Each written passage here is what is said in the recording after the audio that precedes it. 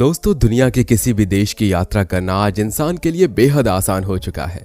आज हम दुनिया के किसी भी कोने में 2 से 3 दिन में हवाई जहाज से आसानी से पहुंच सकते हैं। लेकिन आज से 100 साल पहले ऐसा नहीं था। उस दौर में दुनिया के एक देश से दूसरे देश की यात्रा करने में 6 महीने या उससे अधिक का समय लग जाता था। और ऐसे ही सफर को तय करने के दुनिया ने एक जहाज बनाया, टाइटैनिक। ये ऐसा जहाज था जिसके बारे में दावा किया जाता था कि ये जहाज कभी भी समुद्र में नहीं डूबेगा। लेकिन बाद में ऐसा हुआ कि अपने पहले सफर पर ही एक आइसबर्ग से टकराने के बाद समुद्र में समा गया और इसका पहला सफर ही आखिरी सफर बन गया। अब इस सवाल का जवाब आज तक किसी को नहीं मिल पाया कि आखिर कभी न डूबने वाला ये जहाज डूब कैसे गया, और अगर डूबा भी था तो इसके डूबने के पीछे किसकी गलती थी। क्या इस जहाज को बनाने वाले ने जानबूझकर इसे ऐसे बनाया था कि यह हमेशा के लिए एक इतिहास बन जाए? आज के इस वीडियो में इन सारे सवालों के जवाब को देखने वाले हैं। और इसके अलावा क्या आपने कभी सोचा है कि आखिर इतने बड़े बड़े जहाज को बनाया कैसे जाता है, और जहां एक छोटा सा लोहे का टुकड़ा पानी में तुरंत डूब जाता है, वहीं इतने बड़े लोहे के जहाज आखिर पानी में क्यों नहीं डूबते? आई नो कि अब आपके मन में सवाल बार बार आ रहा होगा, तो कोई बात नहीं दोस्तों, बस आप बने रहिए हमारे साथ वीडियो के अंत तक। आज के इस वीडियो में हम इन्हीं सारे सवालों से जुड़े जवाब को देखने वाले हैं। बस तब तक आप बने रहिए हमारे साथ वीडियो के अंत तक। दोस्तों, जब भी टाइटैनिक शब्द जुबान पर आता है तो सबसे पहले सामने वो दिल दहला देने वाली तस्वीर आती है जो हमें टाइटैनिक फिल्म के आखिरी में दिखाई गई थी। अप्रैल 1912 में अपनी पहली यात्रा पर निकला उस समय का सबसे विशालकाय, सुरक्षित और सबसे शानदार जहाज अपने पहली ही यात्रा में ध्वस्त हो गया। एक बड़े आइसबर्ग से टकराने के बाद यह जहाज बुरी तरह से समुद्र में डूब गया, जिसमें लगभग 1517 लोगों की मौत हो गई और टाइटैनिक का पहला सफर ही इसका आखिरी सफर बन गया। दोस्तों, ये टाइटैनिक जहाज 31 मार्च 1909 में बनना शुरू हुआ था और इसके बनने का काम 31 मई 1911 को खत्म हुआ था। इसके बनने के दौरान ही 2 लोगों की जान चली गई थी और लगभग 246 लोग घायल हो गए थे। ये जहाज इतना शक्तिशाली था कि उसकी आवाज 16 किलोमीटर तक सुनाई दे सकती थी। कहा जाता है कि जहाज के डूबने की खबर सुनने के बावजूद भी म्यूजिशियन गाने बजाते रहे। ऐसा इसलिए ताकि मरने वाले लोग आखिरी कुछ समय खुशी के बिता सकें। कहते हैं कि जिस आइसबर्ग से जहाज टकराया था वो 10,000 साल पहले ग्रीनलैंड से अलग हुआ था और टकराने के 2 हफ्ते बाद वो आइसबर्ग नष्ट हो गया। उत्तर अटलांटिक सागर में जहां टाइटैनिक दुर्घटनाग्रस्त हुआ था, वहां का तापमान -2 डिग्री था।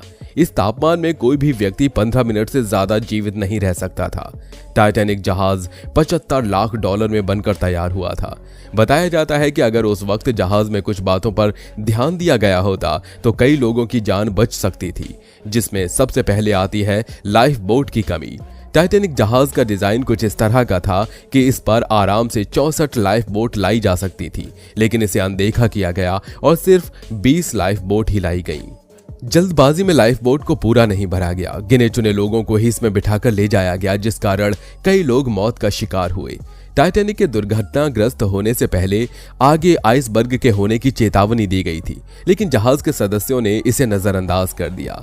कहते हैं कि आइसबर्ग दिखने पर ऑफिसर्स ने 30 सेकंड्स पहले इंजन को रिवर्स चलाने का ऑर्डर दिया था, पर आइसबर्ग से बचने के लिए काफी नहीं था। अगर 30 सेकंड पहले आइसबर्ग दिख जाता तो शायद टाइटैनिक डूबने से बच जाता। इस घटना का सबसे बड़ा कारण यह भी बताया जाता है कि जब इस जहाज को बनाया गया था तो इसके बॉडी को बनाने में 2 तरह की प्लेट का इस्तेमाल किया गया था।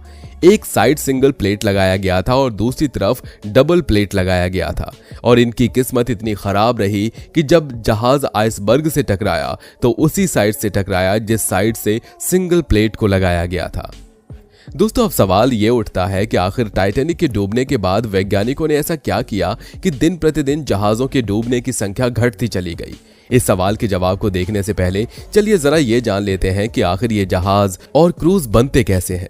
अगर हम एक बड़े आलीशान जहाज को देखें तो साइज देखकर ये समझ में आ जाता है कि इसको बनाने में हजारों वर्कर्स लगते हैं, जो एक जहाज को बनाने में लगभग 2 से 3 साल का टाइम लगाते हैं। इसका वजन भी 1 लाख टन से ज्यादा होता है। आपको ये जानकर हैरानी होगी कि इस क्रूज पर लगभग 8 से 8,500 हजार लोग एक साथ सफर कर सकते हैं। इसे बनाने से पहले सबसे पहले ये सवाल आता है कि इसे कहाँ बनाया जाए। क्योंकि अगर इसे समंदर से दूर बनाया जाए तो फिर इतने बड़े शिप को समंदर में ट्रांसपोर्ट करने में दिक्कत आ सकती है और एक बार में अरबों का नुकसान हो जाएगा। इसलिए अक्सर शिप बनाने वाली कंपनी इसे समंदर के किनारे बनाती हैं। दोस्तों आपको बता दें कि जब जहाज को बनाया जाता है तो इसके बेस को हार्ड स्टील से तैयार किया जाता है। वैसे तो पूरा जहाज ही स्टील का होता है, लेकिन बेस का मटेरियल ऊपर के मटेरियल से थोड़ा हैवी होता है। स्टील मेटल यूज करने की वजह यह भी है कि समंदर के खारे पानी से लोहे या किसी और मटेरियल के खराब और कमजोर होने की संभावना रहती है। और क्योंकि बेस पर सब कुछ डिपेंड करता है तो पहले स्टील की मोटी चादरों से बेस बनाया जाता है और फिर दोबारा उसके ऊपर स्टील रॉड बेल्ट की जाती है और इसके ऊपर से स्टील की चादर लगाई जाती है, जिससे बेस फ्लोर तैयार हो जाती है। फिर स्टील शीट से ही जहाज की दीवारें बनाई जाती हैं और उसी से फिर कमरे, गैलरी, लॉबी जैसे स्पेस का बेसिक स्ट्रक्चर तैयार किया जाता है। इसी तरह एक एक करके स्टील की चादर और रॉड से शिप के सारे फ्लोर और शिप का पूरा ढांचा तैयार किया जाता है। इसके बाद शुरू होता है जहाज के अंदर का काम। शिप के अंदर स्टील की सीलिंग बनाकर छत तैयार की जाती है और पूरे जहाज के अंदर बिजली की सप्लाई के लिए वायरिंग की जाती है। शिप को बनाते वक्त शिप का इंजीनियर आपकी सेफ्टी का भी पूरा ख्याल रखते हैं। दोस्तों अब सवाल यह है कि जब लोहे की एक छोटी सी कील पानी में डूब जाती है तो ये बड़े बड़े जहाज आखिर पानी में क्यों नहीं डूबते? तो आपको बता दें, दरअसल ग्रेविटेशन की वजह से हर चीज धरती की तरफ आती है और इसी वजह से पानी में कील, गेंद या कोई भी चीज पानी में डूबने लगती है। तो अब आपके मन में सवाल आ रहा होगा कि क्या इस शिप पर ग्रेविटेशन काम नहीं करता? तो आपको बता दें, दरअसल यहाँ पर काम आता है आर्किमिडीज प्रिंसिपल, जो ये कहता है कि जो भी चीज हम पानी पर डालते हैं, जितना उसका वजन होता है उतना ही पानी वो सतह से हटाती है। अब दूसरी चीज ये है कि जब कोई भी चीज पानी में जाती है तो उसका वजन कम होना शुरू हो जाता है। ऐसा इसलिए होता है क्योंकि ग्रेविटेशनल फोर्स तो उस चीज को नीचे खींच रहा है, पर एक दूसरा फोर्स जिसे हम वाइंड फोर्स कहते हैं वो उसे ऊपर धकेलता है। आपने कई बार देखा होगा कि कुछ चीजें पहले तो पानी में डूब जाती हैं पर फिर वो ऊपर आ जाती हैं। ऐसा फोर्स की वजह से होता है। इसके अलावा कोई चीज अगर अंदर से खाली हो तो वो भी पानी में तैरने लगती है। अब यहाँ पर काम करती है डेंसिटी। ज्यादातर जो जहाज होते हैं वो साइज में तो बहुत बड़े होते हैं पर साइज के मुकाबले वजन बहुत कम होता है। जैसा कि हमने आपको बताया कि जहाज एल्यूमिनियम से बनते हैं जो कि बहुत हल्की धातु होती है।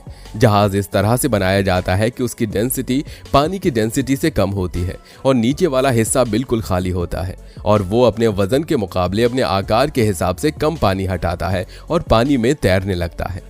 आसान तौर पर समझने के लिए आप एक ही आकार की दो गेंद लीजिए, एक लोहे की और दूसरी रबर की।